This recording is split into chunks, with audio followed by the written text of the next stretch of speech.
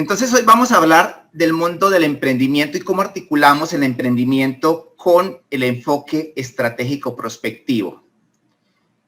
Voy a dividir la charla en dos partes. Una primera parte tiene que ver con algunos aspectos puntuales de nosotros los emprendedores. Cuando hablo de emprendedores, no solamente me refiero a las personas que en este momento están tratando de crear un negocio, una empresa. Yo particularmente considero emprendedores a los que tienen una pyme, una micro, pequeña o mediana empresa. Es decir, me estoy refiriendo a aquellas personas que tienen desde 1 hasta 50 empleados, que es lo que se considera una pyme, o a quienes intentan crear su propio emprendimiento, quienes son empleados y dicen el día de mañana quiero independizarme, que sé que muchos hemos pasado por esa fase.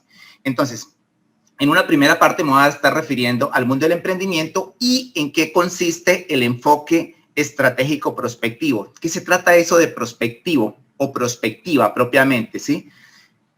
En una segunda parte voy a estar abordando el método de prospectiva estratégica, es decir, cómo realizar en nuestros emprendimientos, en nuestras empresas, el método de prospectiva estratégica. Y para quienes nunca han escuchado esta palabra, la prospectiva estratégica básicamente es planeación estratégica, solamente que con unos componentes diferentes a la planeación convencional.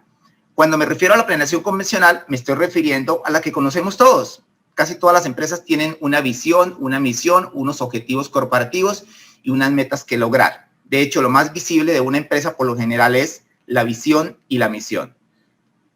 Dentro de la charla quiero que tengan presente siempre lo que dice en esta parte superior del logo de la prospectiva. Está en francés, dice pensar y obrar de manera diferente. Pensar y obrar de manera diferente. ¿Y por qué está en francés? Porque la prospectiva voluntarista, la prospectiva estratégica que vamos a desarrollar, proviene de Francia.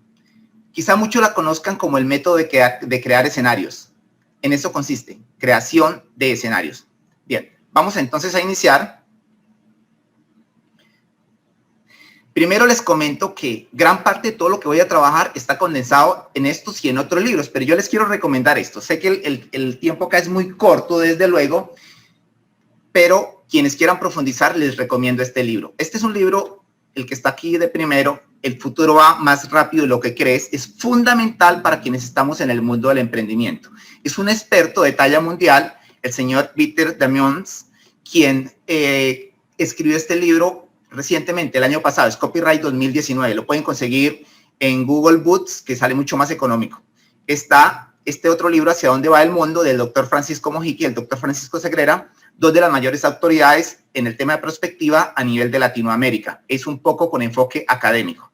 Este de acá, que no es un prospectivista, Andrés Oppenheimer, pero es un libro excelente en temas de innovación, Crear o Morir. Y el que está acá a la derecha es un libro que, aunque no es un libro propiamente de prospectiva, tiene los principios básicos. Se llama Primero rompa todas las reglas. Es muy valioso. Bueno, entonces en esta primera parte, enfoque prospectivo para trascender como emprendedores.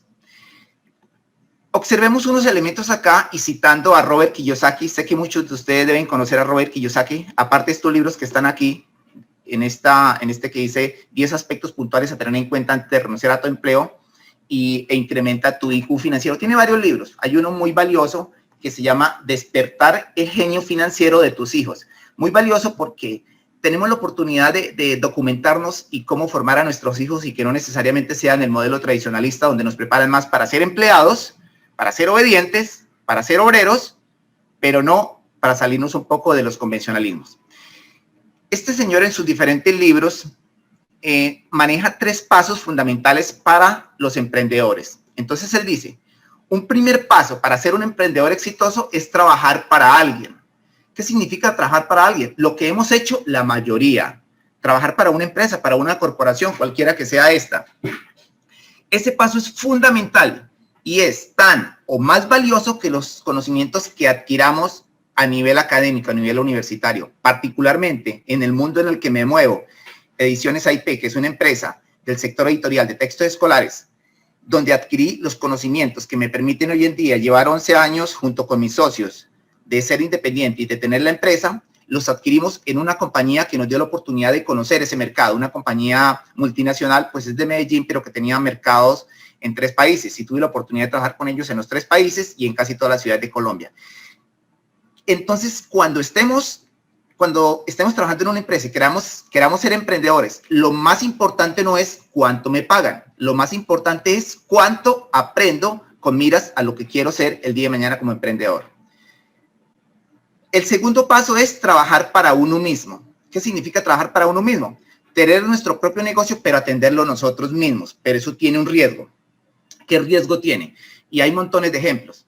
Por ejemplo, trabajar para uno mismo es cuando una persona dice, yo trabajé en una empresa automotriz como mecánico, pero me voy a independizar. Y estoy citando casos que son muy frecuentes, ¿sí? O trabajé en un restaurante de comidas rápidas muy exitoso y ahora voy a montar mi propio restaurante de comidas rápidas. ¿Qué ocurre? Que trabajar para uno mismo significa que yo soy el experto en el tema, bien sea como mecánico o como la persona que prepara los platos en el restaurante. Pero ¿qué ocurre? Que los clientes se acostumbran a la persona. Entonces el del carro dice, si no está el mecánico Pedrito, pues yo no lo llevo porque yo no le confío al ayudante que él tiene o al otro que le ayuda ahí. Entonces, cuando no está la persona, sencillamente el negocio no funciona. ¿Sí? Ocurre con muchos negocios. Entonces nos estamos esclavizando y nosotros no queremos ser emprendedores para vivir esclavos de nuestro propio trabajo. En consecuencia, debemos trascender al siguiente paso.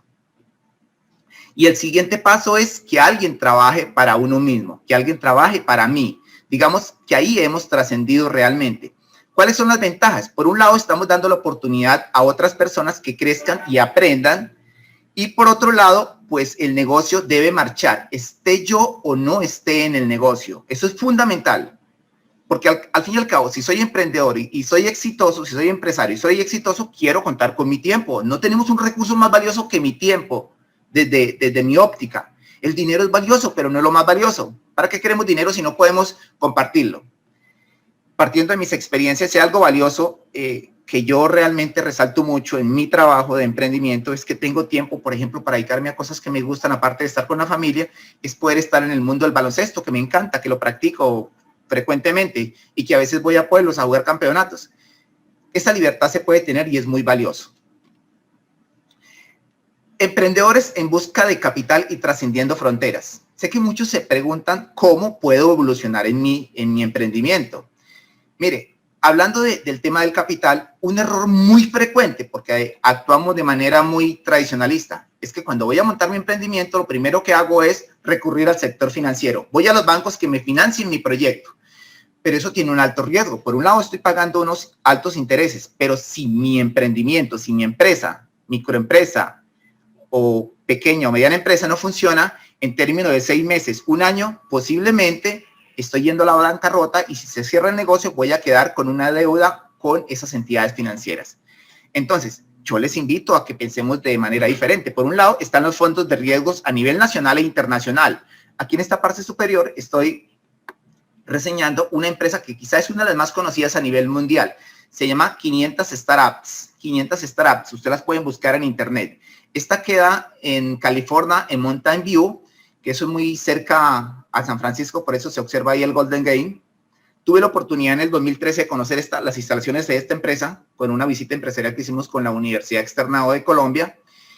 Y ellos nos mostraban todos los emprendedores que ellos habían reclutado, por llamarle de alguna manera, de diferentes partes del mundo. Es decir, ellos veían un emprendedor que tenía una idea muy interesante y hasta ahora estaba germinando, ellos la llevaban allá a California y hacían algo muy importante por ellos. Le asignaban una pequeña oficina, le asignaban se llama mentoring, un mentor. Le asignaban un mentor. ¿Y ese mentor qué características tenía? Por un lado, que tuviera acercamiento con la academia, es decir, que fuera docente universitario. Y por otro lado, que fuera empresario. Y ellos no le cobran nada. Sencillamente, si la empresa fructifica, si se hace realidad y es exitosa, ese mentor tiene la oportunidad de tener acciones. Y la empresa, 500 Startups, también tiene derecho a tener unas acciones. Pero desde luego, el gran porcentaje se lo lleva el emprendedor. Eso es valioso. Ustedes pueden acceder, y hay muchos. Les cito en segundo orden ProColombia. Pero particularmente, en mi caso y con mis socios, estoy muy agradecido con ProColombia porque nos dio la oportunidad a nosotros de ser una empresa muy pequeña, de invitarnos a unas ferias que había realizado unas ruedas de negocio, perdón, que había realizado en la Feria del Libro en Bogotá hace 3 años y nos permitió acceder a conocer a unos compradores de textos a nivel internacional. Pudimos con nuestros textos llegar a algunos colegios de México, de Guatemala y de Panamá. No son muchos, pero la experiencia es muy valiosa, el poder trascender fronteras. Y desde luego está el Fondo Emprender. Bueno, son varios fondos, no me detengo mucho acá. ¿Por qué debemos planear de manera prospectiva? Observemos este gráfico rápidamente. Cerca del 90% de las empresas en nuestro país pertenecen a las pymes. Pero ¿qué ocurre? Según estas cifras que es de la Cámara de Confecámaras, aquí está, de Confecámaras, de todas las empresas que se crean en el país, que son alrededor de 2.500 por año, al año siguiente subsisten solamente el 70%, significa que han desaparecido un 30% de las organizaciones. A los 5 años subsisten un 35%, han muerto cerca del 65%. Y a los 10 años solamente subsiste entre un 6 y un 7%. ¿Y a qué se debe eso? En su gran mayoría a que no planificamos nuestra empresa, nuestro proyecto. Sencillamente vamos en lo que el día a día nos traiga, ¿sí? Entonces, acá como dice este estudio de la Universidad de los Andes, la Universidad de los Andes, en un estudio que hizo hace cerca de 15 años, dice que el 70% de los empresarios de las MIPYMES no realizan planeación estratégica. Los pocos que sí lo hacen es para un plazo no mayor a un año y es realizado por el dueño familiar de este. Entonces, realmente no tenemos la cultura de planear y desde luego, esa es una muerte casi que segura de nuestras organizaciones. Voy a tener esta primera aproximación al campo de la prospectiva estratégica. Como un marco de referencia, no voy a leer todas las definiciones, pero quiero que tengamos un primer acercamiento a qué consiste, en lo que consiste la prospectiva estratégica como tal. El fundador es este señor acá, que se llama Gaston Berger. Gaston Berger en los años 60 fue el creador, el fundador, el padre de la prospectiva, pero él murió muy rápido. Sin embargo, él, para hacerse entender por qué era importante planear a largo plazo, él hacía o relataba una metáfora dentro de sus libros y dentro de sus conferencias. Él decía que las empresas debemos asimilarnos a cuando vamos en un auto, en un vehículo, en una noche muy oscura, en una noche con mucha turbulencia, quizá con mucha lluvia, con truenos, y una carretera muy escabrosa, con muchas curvas. Entonces él decía, así están inmersas las empresas hoy, están inmersas en situaciones muy difíciles que tienen que sortear, que básicamente son los cambios repentinos, inesperados, que se presentan frecuentemente. Entonces él decía, cuando vamos en el auto, debemos tener la capacidad, o necesitamos encender las luces altas que nos alumbren muy lejos para tratar de prever lo que se nos presenta en el camino y poder sortear esos obstáculos. De igual forma, las empresas necesitamos tener mirada de largo plazo, y no cortoplacista como es la planeación convencional. La planeación convencional normalmente se planea a 3 años, a 5 años, y las empresas pequeñas dicen planeo para el mes o planeo para este año. Entonces, retomando también aquí uno de los padres de la prospectiva, Maurice Blondel, habla del futuro no se predice, sino que se construye. Otro elemento indispensable. Y dice otro de los fundadores y padres de la prospectiva, iluminar el presente con la luz del futuro. Entonces, retomando aquí algunas de estas definiciones y citando al doctor Francisco Mojica, que ya les decía que es una de las mayores autoridades del tema en Colombia, dice, es una disciplina que permite analizar el futuro para poder obrar con mayor seguridad en el presente, evitando que el futuro nos sorprenda, Realmente, en nuestro entorno organizacional, en nuestros negocios, se nos presentan diferentes circunstancias y nosotros actuamos como si nada estuviera pasando. Y cuando el futuro nos sorprende es que sencillamente desaparecemos. Si nosotros analizamos el futuro para poder obrar en el presente, nos permite alcanzar ventajas competitivas. Ese es el propósito, alcanzar ventajas competitivas que otros quizás no se han imaginado.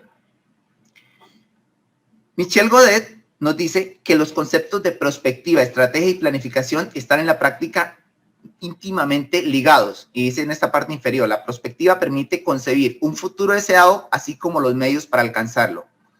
¿Qué quiero decir con esta definición de Godet? Que la planeación estratégica y la prospectiva y la planeación estratégica convencional van de la mano. se complementan a sí mismos. No puede uno decir que una es mejor que la otra, porque si nos vamos muy hacia la perspectiva netamente, significa que somos extremadamente soñadores, pero no tenemos los pies sobre la tierra. Y si nos vamos a la planeación convencional, posiblemente pues estamos siendo poco ambiciosos. La perspectiva, para irme a los elementos que la caracterizan, encontramos unos elementos que están acá. Por un lado, se considera como la disciplina del cambio. Se le llama también gestión de la anticipación del futuro. Ciencia de la esperanza también es conocida. Gestión de la incertidumbre y el caos. Y se mueve bajo la teoría de la complejidad. Teoría de la complejidad y teoría del caos.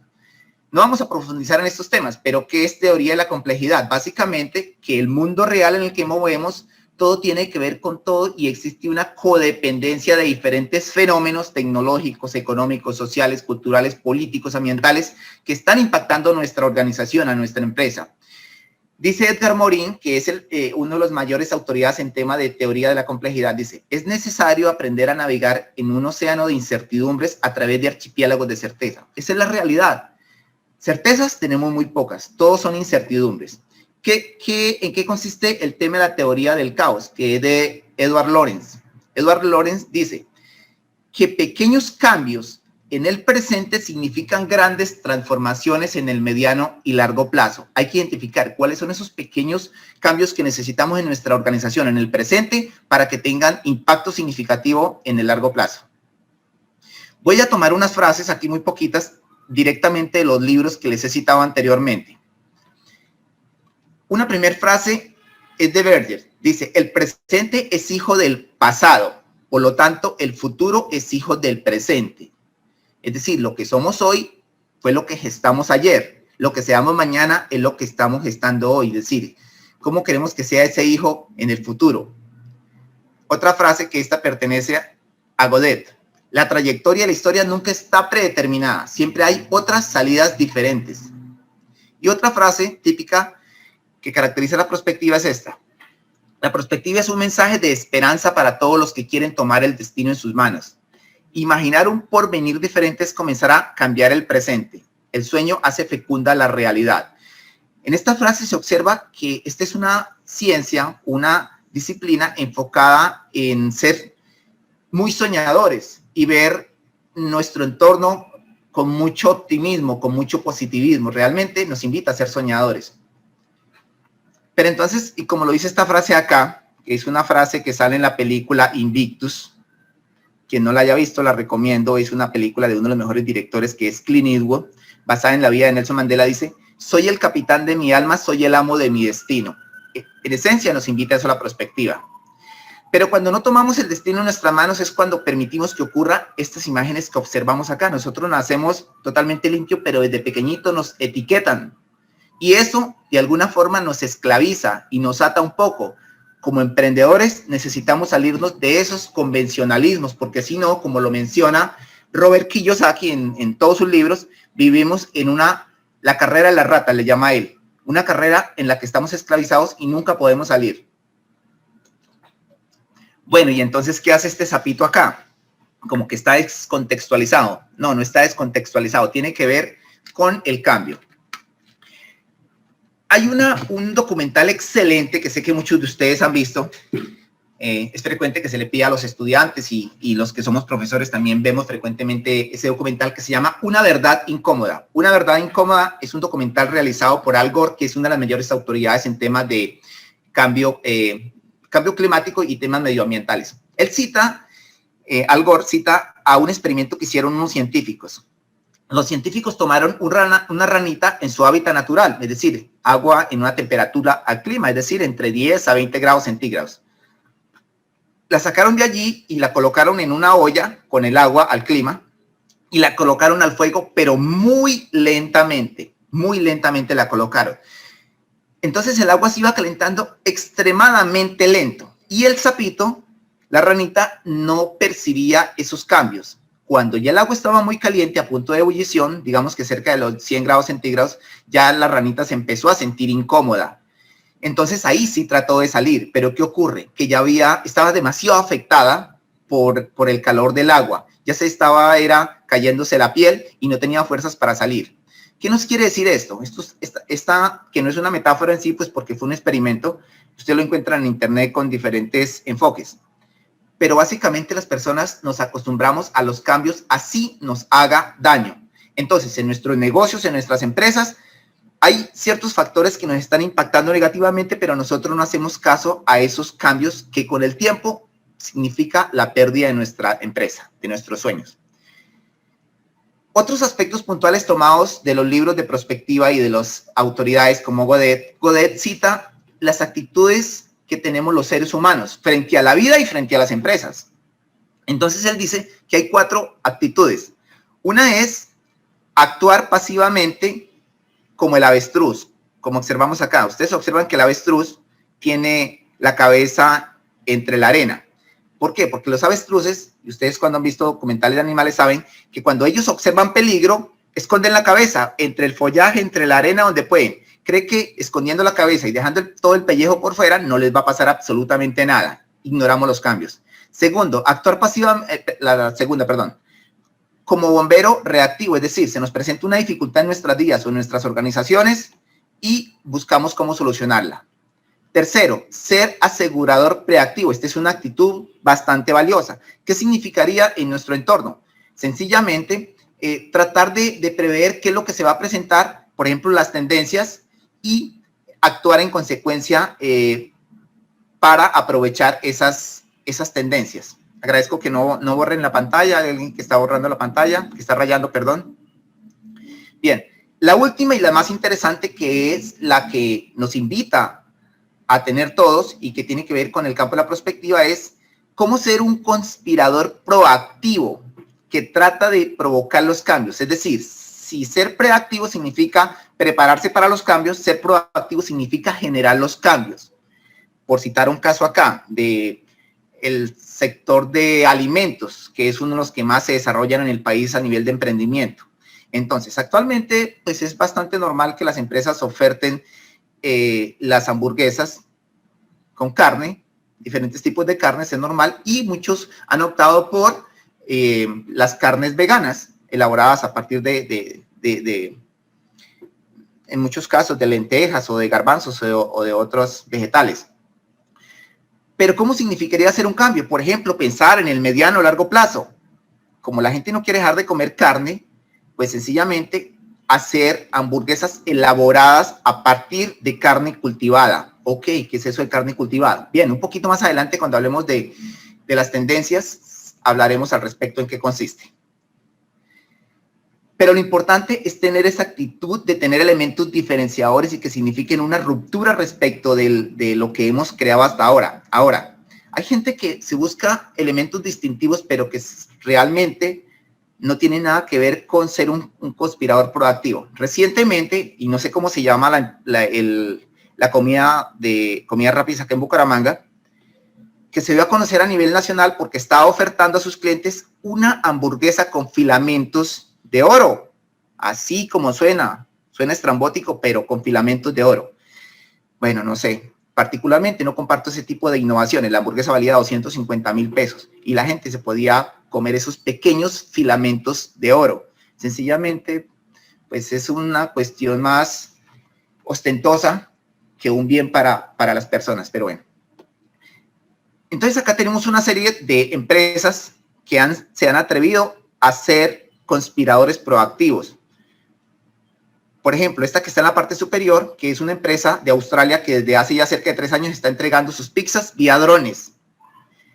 Quien creó Uber es porque se imaginó un mundo diferente, totalmente diferente a lo que conocemos. Hace 20 años nadie se imaginaba que la mayor empresa de taxis en el mundo no iba a tener un solo vehículo. Pues actualmente Uber no tiene vehículos, es una plataforma. Netflix sencillamente fue un cliente inconforme con Blockbuster y dijo, voy a crear un concepto diferente. Airbnb no tiene un solo hotel, una sola casa, y es la empresa que más alojamientos o reservas hace a nivel mundial.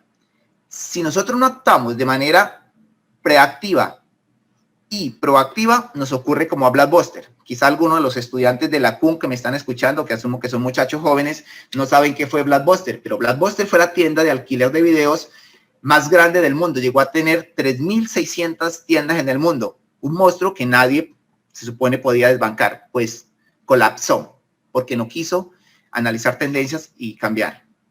Bien, rápidamente acá. Hay varias disciplinas y escuelas de estudio del futuro, de análisis del futuro. Está por un lado la escuela americana y la inglesa, que tiene que ver con el forecasting y el foresight. Forecasting traduciría pronóstico.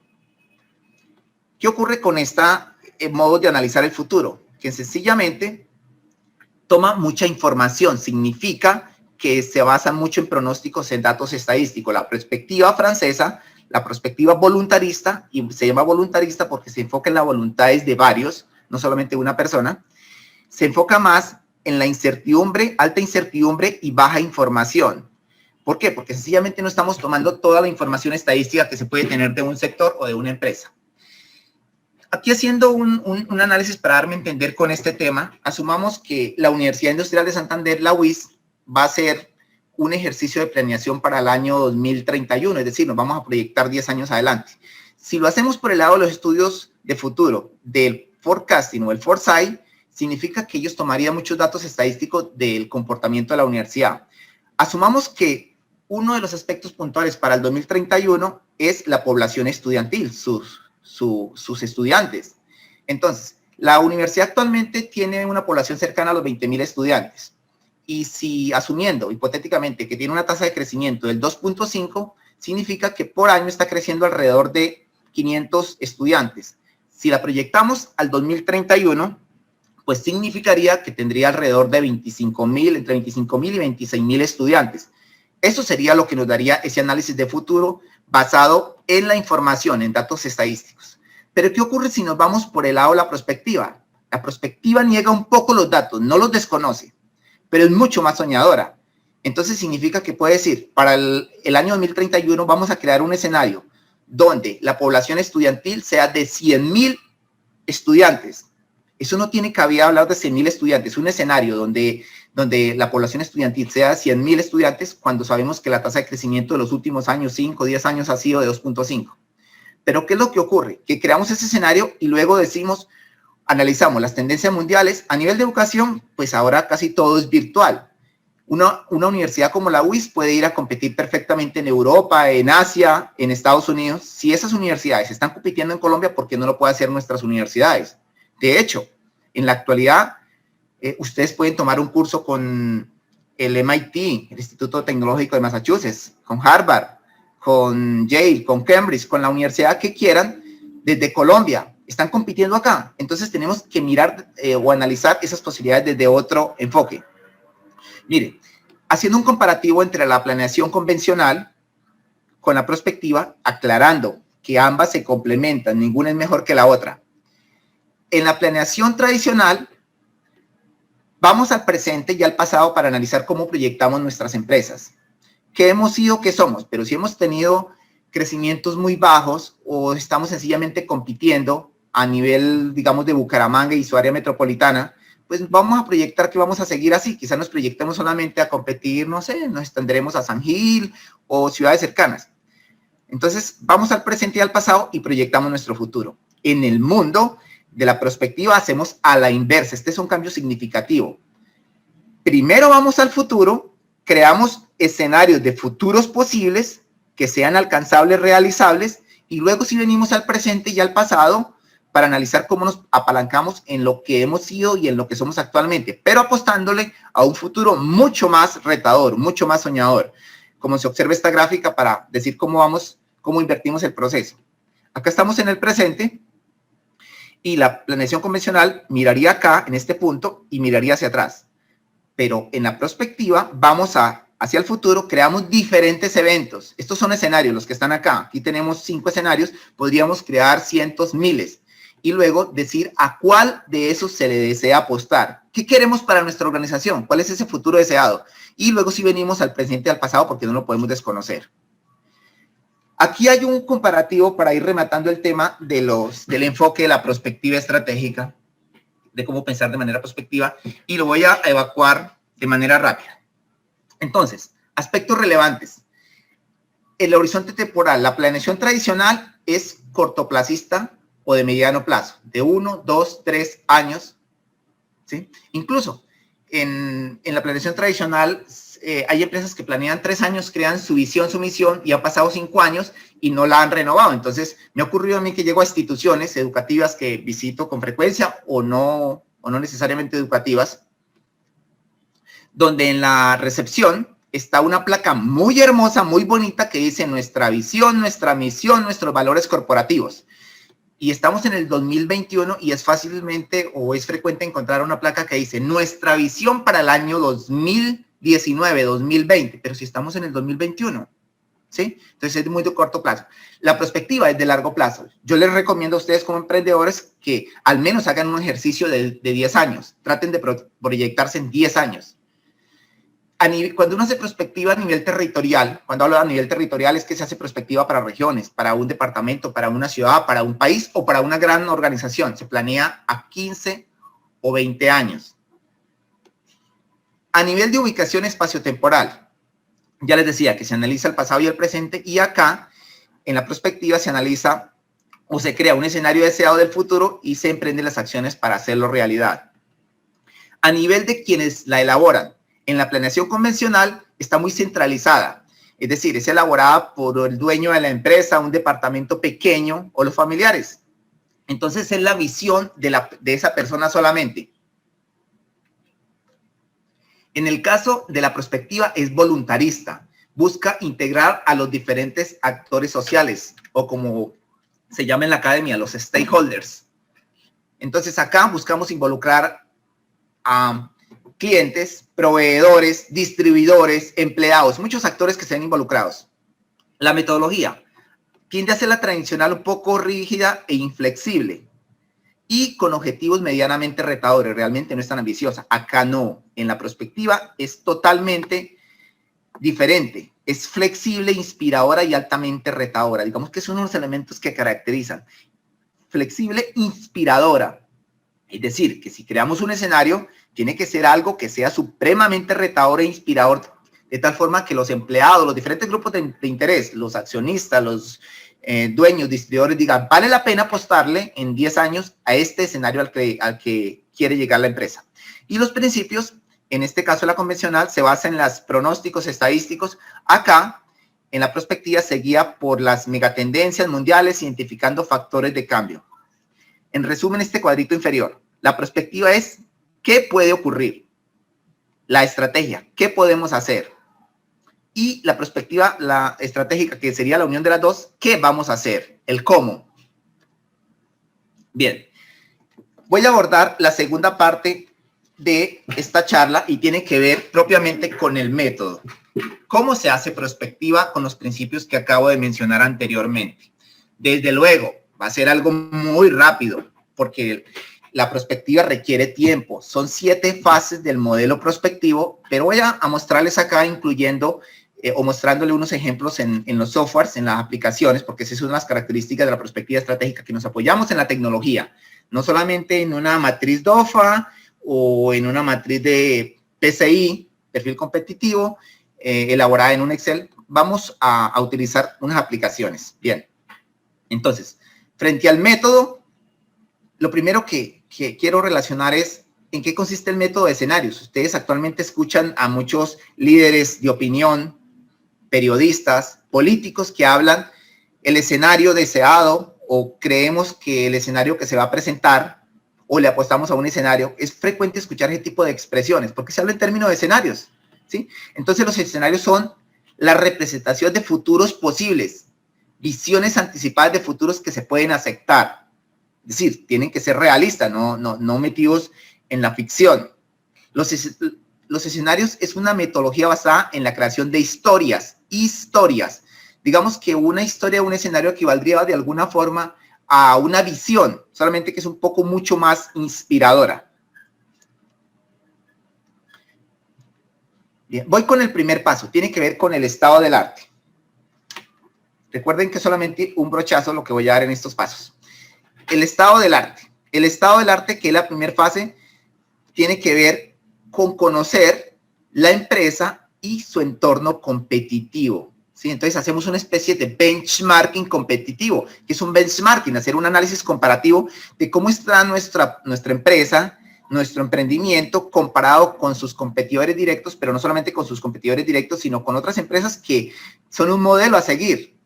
Y ahí me mido un poco con ellos en ese análisis. Pero también miro el entorno, cómo está el entorno en el que se mueve mi organización. Y cuando hablo del entorno, no solamente es mi ciudad, sino cómo está mi país, cómo está el mundo en torno al negocio en el que me muevo. Aquí hay una gráfica que tiene que ver con el negocio en el que yo me muevo, que es el mundo de los textos escolares. Y básicamente, ¿qué nos indica esta gráfica? Que va del 2012 al 2016, que es una gráfica emitida por la Cámara Colombiana del Libro, que es la entidad que agremia todas las editoriales. Las barritas azules significan, o el segmento de barra azul, los textos vendidos en formato de papel, y los vino tinto, los textos vendidos en formato digital. A simple vista observamos cómo el formato digital está transformando el mercado, cómo ha tomado gran participación, dejando de lado los textos físicos. ¿Eso qué significa? Que si nosotros como empresa en Ediciones AIP no tomamos acciones de mediano y largo plazo pensando en hacer esta migración, sencillamente el futuro nos va a sorprender y vamos a desaparecer. Pero no podemos tratar de emprender las acciones cuando ya estemos fuera del negocio, que no nos ocurra como la ranita, que ya no nos podemos salir y no tenemos fuerza para emprender acciones y redireccionar nuestro camino. Segunda etapa, tiene que ver con las tecnologías del futuro y tendencias mundiales. Tecnologías del futuro y tendencias mundiales. Estas dos primeras etapas tienen que ver con fuentes secundarias básicamente. Entonces, acá me voy a detener un momento.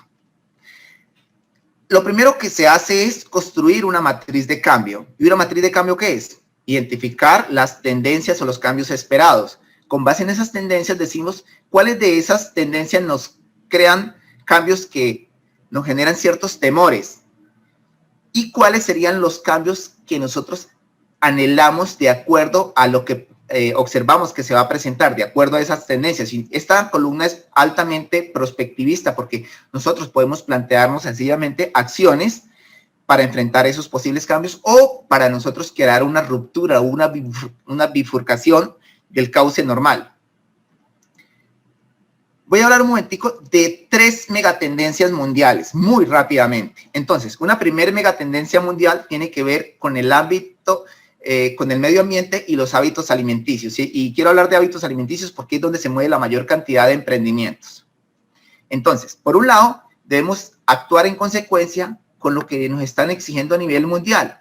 Tener prácticas medioambientales sostenibles, un desarrollo sostenible que le apunte a la Agenda 2030 de las Naciones Unidas, que tiene que ver con los 17 Objetivos de Desarrollo Sostenible.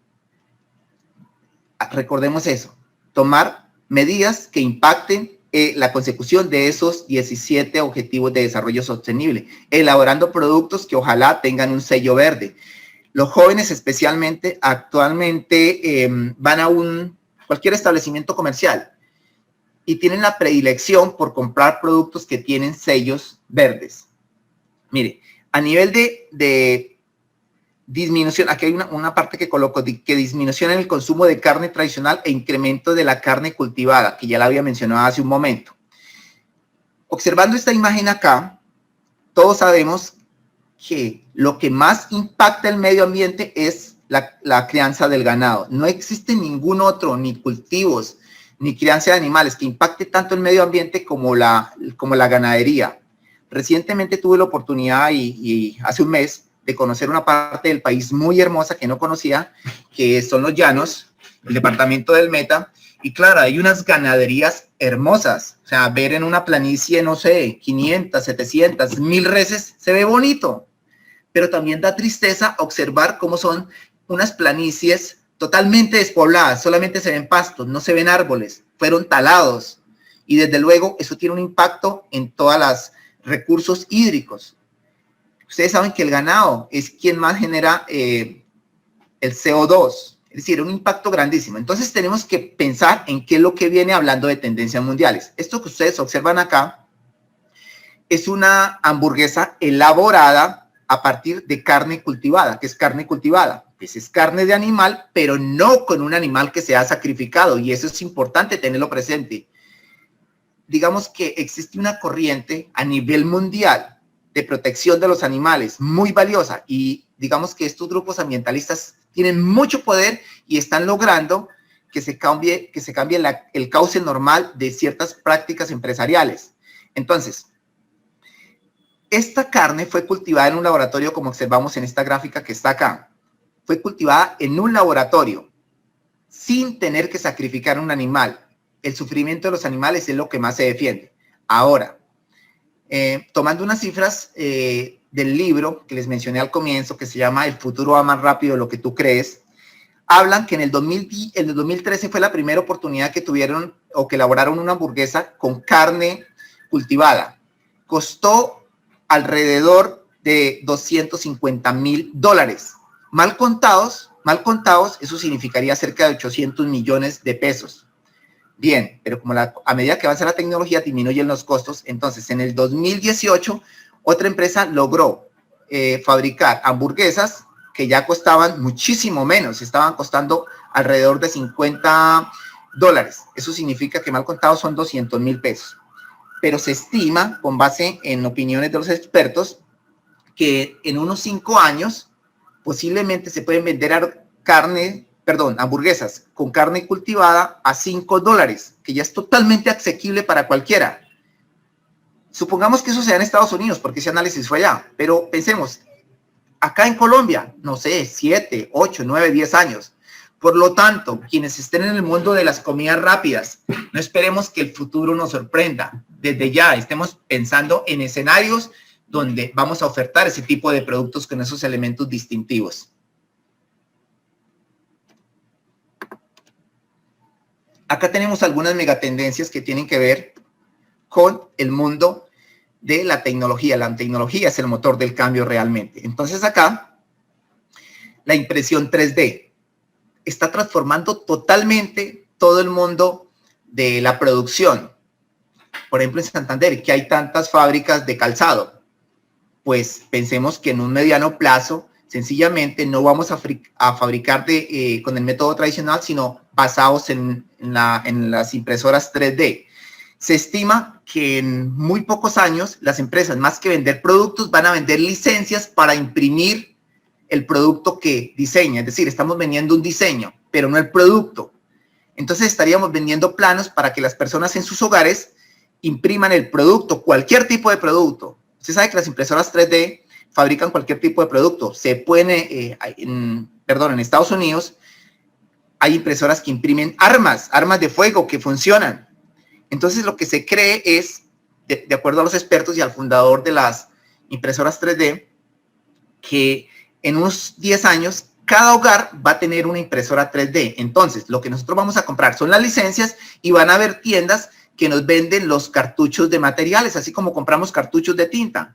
Vamos a comprar los materiales con los que vamos a imprimir esos productos que hemos pagado en el comercio electrónico. Entonces podemos imprimir un par de zapatos. ¿Sí? Perfectamente lo podemos hacer. Y así con cada una de estas tendencias que observamos acá. El Internet de las cosas, es decir, los objetos computarizados. Actualmente casi todo tipo de objetos se le colocan ciertos chips que prestan un servicio adicional. Bien.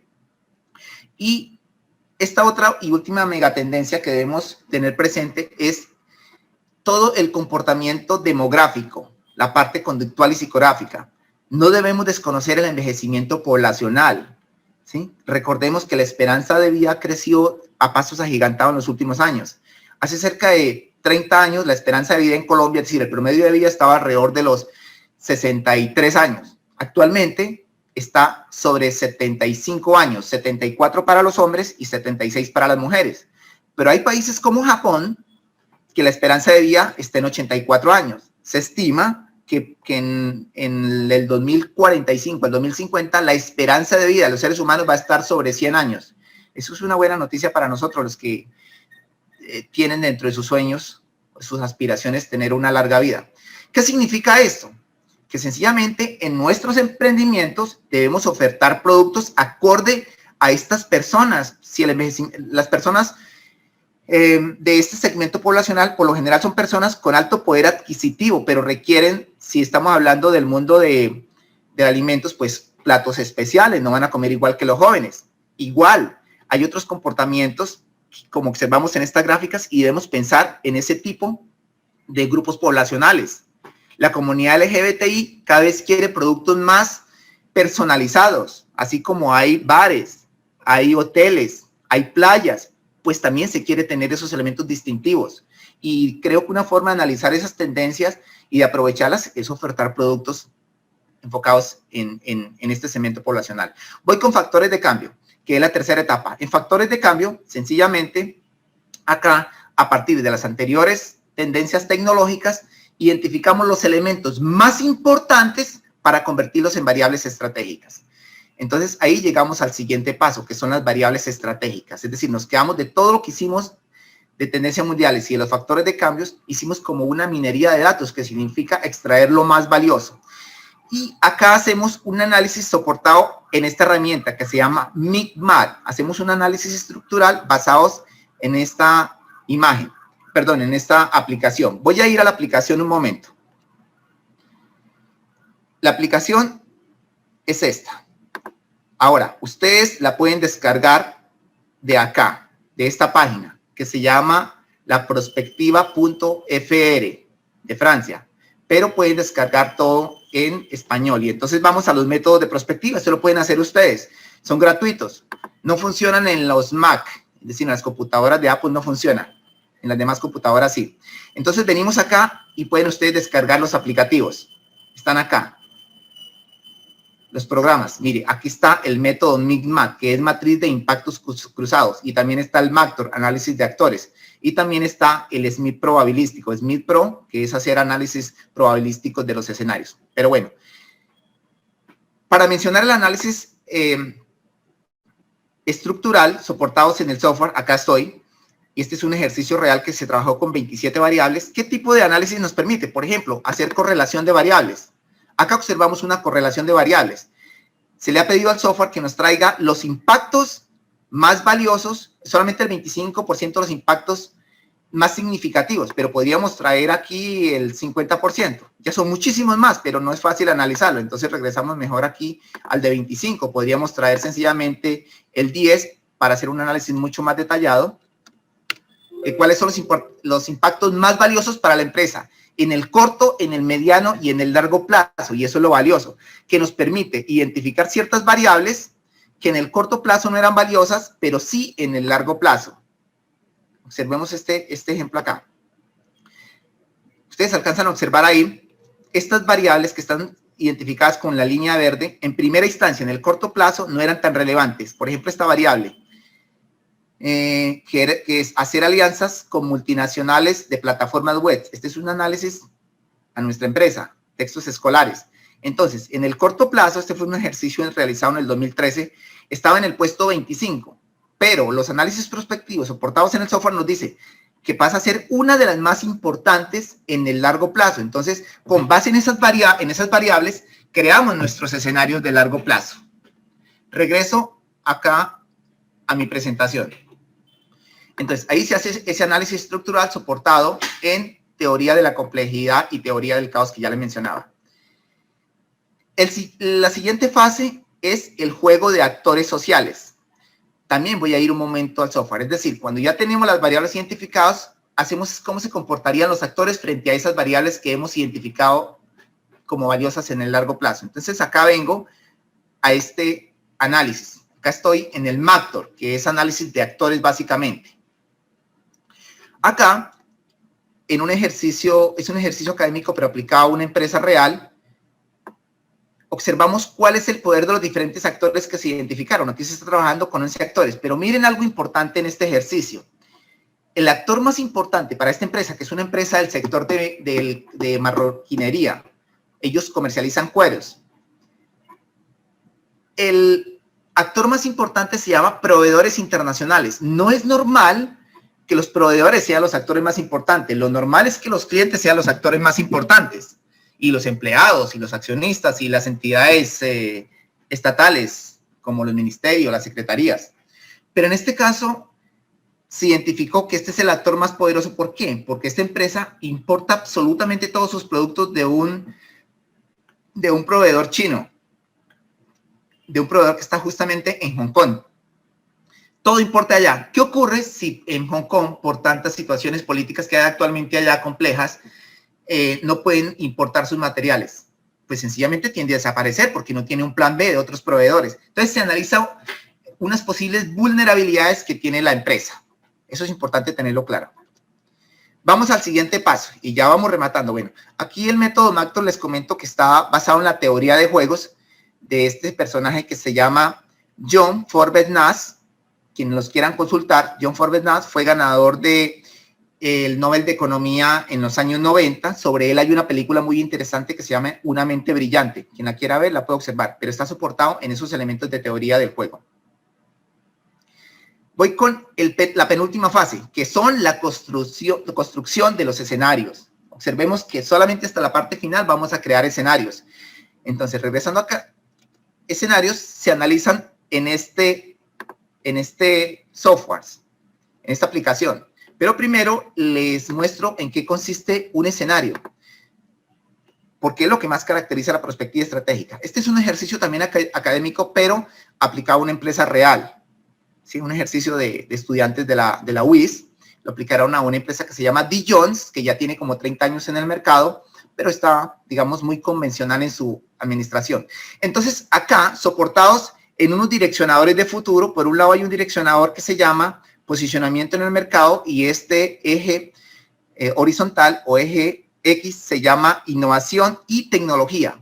Creamos planteamos en estos ejes de Peter Schwartz, que así se llaman, 3 de los escenarios más atractivos y sencillamente se colocan diferentes rutas de cómo alcanzar el escenario y se le consulta a expertos.